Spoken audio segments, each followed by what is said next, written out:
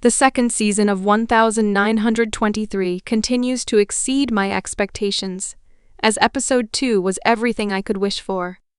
Now, Spencer is in America, heading to Montana. The Dutton Ranch has never been in more danger, and Alexandra's pregnancy is at risk. The good news is that the upcoming third episode will be even more thrilling as things finally start to unfold, with deaths and breakups just around the corner. Episode 2 was titled Rapacious Winter, and it lived up to its name. I don't know if it's because we are currently in winter in the Northern Hemisphere, or because the production design was absolutely amazing. But this episode truly got me. Tell me you didn't get chills when you saw the Duttons suffering in all different kinds of ways as winter took hold of Montana. It felt impossible to remain unaffected while watching it. The episode's number one villain was Winter, for sure. Sorry, Donald, but you've been overthrown. Still, Donald was not a pleasant watch either. He started the episode by discovering skiing. And personally, I loved this storyline. When he saw the Norwegians skiing, he immediately thought of turning it into some kind of business, especially for wealthy men. He conceptualized it as a way to introduce controlled danger into the lives of the rich, who now lack it and, I guess, are bored. I can genuinely imagine a wealthy and ruthless capitalist looking at anything and turning it into a massive luxury business, no matter how ridiculous it is. And yes, I'm glad we finally acknowledged how absurd it is that we, as human beings, manage to capitalize on everything possible. Donald states that it is the rich man's world now, and that everyone wants a taste of it. Apart from his so-called vision for money-making, what made Donald more dangerous than he already was the fact that even his number one man, Banner, hates being around him and admits that he is terrified of him. He said, "Donald sees through us. He sees the greed in us. He scares me to death." If Banner is scared of Donald, it would be foolish for the Duttons not to be as well.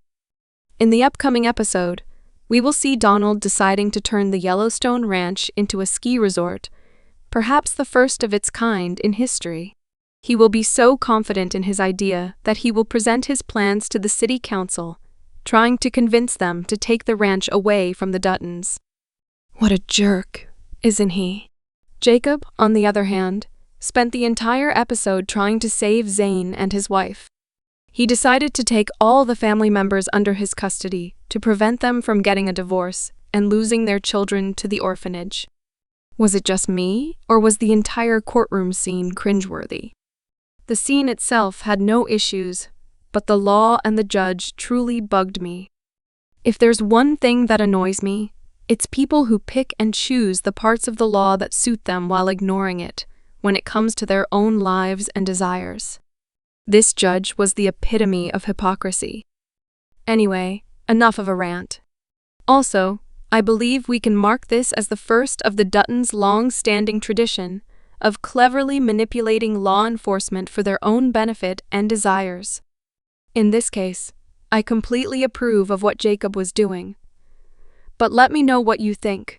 One thing we should keep in mind about this particular storyline moving into the next episode is Zane's depressive yet foreshadowing words.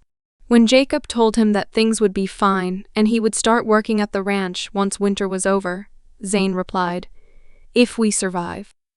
And guess what?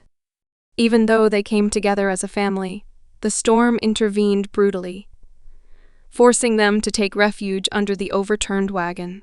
In the upcoming episode, we will find out that some family members did not survive the night, as Zane predicted. And yes, he is one of them.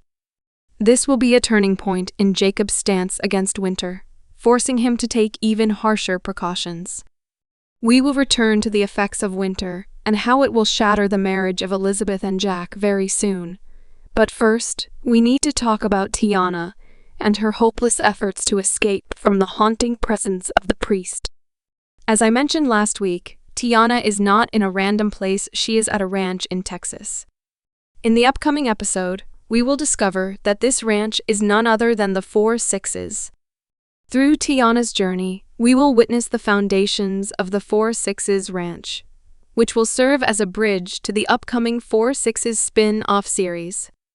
As Tiana said, they have tried seeking help from everyone from the police to the priests. And now it's time to give ranchers and cowboys a chance. I doubt Taylor Sheridan would present anyone from the 4-6's ranch as a villain, so they will surely help Tiana in her journey. Plus, our new marshal now knows about her, which is both a good and a bad thing. Right, something and a bad thing. It is good because this woman has a good heart that's very obvious.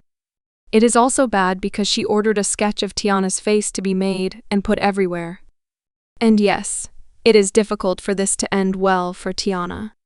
That being said, we know that in the upcoming episode, Spencer will also meet the marshal in Oklahoma, and it is clear that the two will be helpful to each other. So, expect Spencer to come across Tiana as well, only to convince the marshal to help her escape. The thing is, though, there is a long way from Oklahoma to Texas, so I'm not sure how they will handle this issue, but we will see. On that note, we need to talk about our horrendous priest, whom we saw another side of in episode 2. It turns out this guy is an intellectual. He either traveled around Europe or read a lot about it, which is great.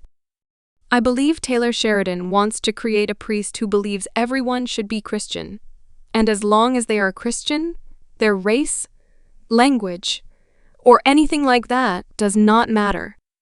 Regarding the Native Americans, he said, if we wish to leave them their pagan faiths, we should offer them the prize of equality.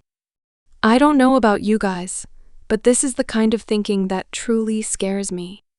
And now, the once intellectual priest is also a killer, as he murdered a bunch of Native Americans at the end of episode 2.